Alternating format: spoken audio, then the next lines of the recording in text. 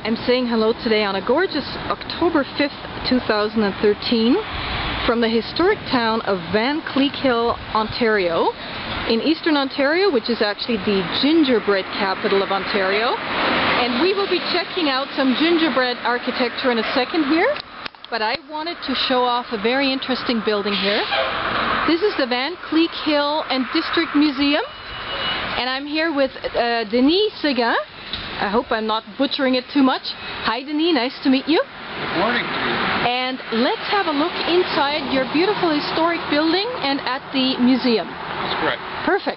So if you want to go ahead, and we'll go right inside, get away from the traffic noise. Thank you so much. So, this is the Vankleek Hill and District Museum, and it's a lot quieter in here. So please, Denis, tell me a little bit about this museum. What do you exhibit here? What's the history? What does it all mean? The building is from 1834. It was originally built as a general store. The gentleman that put it together in the first 2 years, took 2 years to build it, and unfortunately went bankrupt. So the building was then converted into a residential home, and it stayed like that till about 1850s. And in the 1850s, McQuaig himself decided to take over the store and made a pretty good go of it into the 1900s. Then it became a McQuaig store, and that continued to work for quite a while. The building got brick in 1855 after a major fire downtown here in Vankleek Hill, so we lost quite a few buildings. This one was saved, but it was just a timber frame building. Canadiana style, which is the emergence of a Canadian style, actually, instead of a gingerbread style came later, but really a style that is very Canadian. So that's why you get the rounded windows. They're very unique. Let me show them off, actually. I love these windows. They're just gorgeous.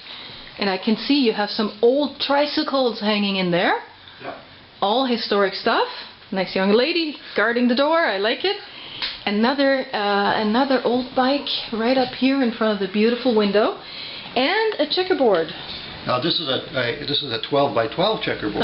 Most of us as young children actually played 8 by 8. Okay. So our chess sets are 8 by 8 and stuff like that. Checkers are 8 by 8, but these are really old. So this is about 100 and some years old. Wow. And most of the stuff in the museum comes from 1797, which is the beginning of Vankleek Hill. Okay. So we celebrated in 1997 our 200th anniversary.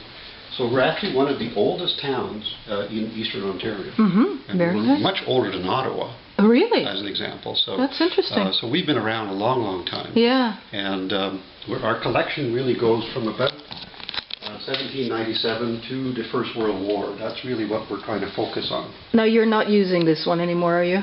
Well, we're not using it anymore, but we use it for fun.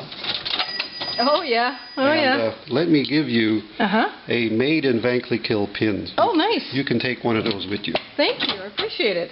Very nice. So most of the collection is actually has history from Vankleek Hill. So it has to be tied to the people who worked here. So many of the names you'll see are actually from the region.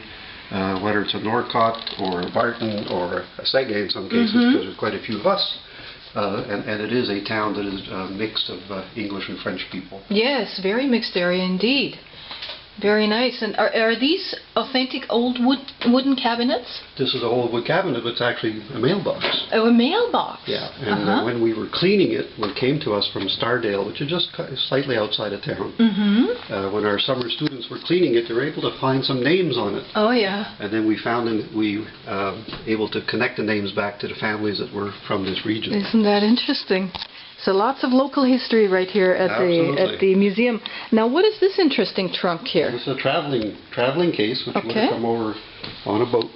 And I can see a side for the suits or something. That's right, for your hanging clothes. And hanging clothes, and then completely made of wood and steel. Is this what they would have called a steamer trunk? That's correct. Yeah, exactly. 'Cause I've heard a lot about them actually.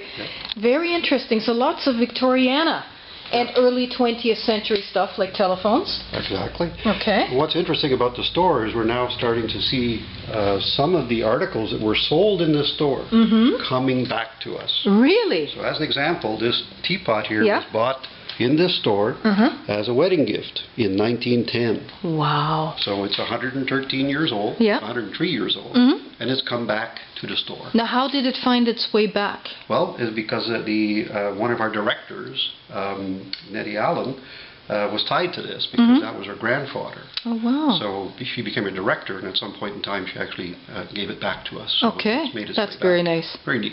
That's really great. I wanted to have a look at this garment here, but you know what? Let's do another clip because you have lots of interesting stuff in here. I don't want to cram it all into one clip. Now, but I do want to give out your web presence so people can look you up on the internet. So, Your web presence, your website? so I think it's vankleek.ca. Vankleek.ca, VANKLEEK.ca. Perfect. Let's come back with another clip and have a look at some of the other exhibits here. Sure. Thank you, Denis. Thank you.